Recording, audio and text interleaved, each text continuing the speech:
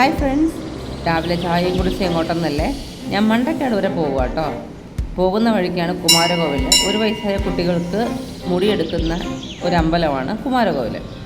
അപ്പോൾ അവിടെ കയറിയിട്ടാണ് ഞാൻ മണ്ടക്കാടിലോട്ട് പോയത്. പോകുന്ന വഴിക്കായതുകൊണ്ട് ഒട്ടും തന്നെ തിരക്കില്ലായിരുന്നുകൊണ്ട് പെട്ടെന്ന് തന്നെ തൊഴുതിറങ്ങാൻ പറ്റി.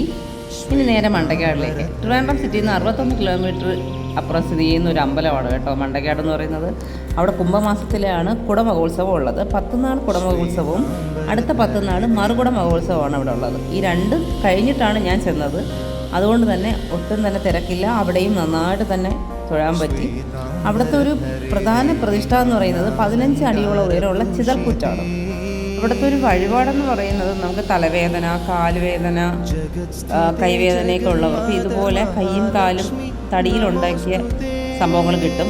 അത് മേടിച്ചിട്ട് അവിടെ ഇടുക എന്ന് പറയുന്നത് ഒരു നേർച്ചയാണ് കേട്ടോ. അത് പിന്നെയെന്ന് പറയുന്നത് അവിടെ കുഞ്ഞുങ്ങളുണ്ടാവാൻ സന്താന ലബ്ധിക്ക് വേണ്ടിയിട്ട് തൊട്ടിൽ കിട്ടുന്നൊരു പ്രധാന വഴിപാട് അവിടെ ഉണ്ട്. ഈ കാണുന്നതാണ് അവിടുത്തെ പ്രസാദങ്ങൾ കേട്ടോ.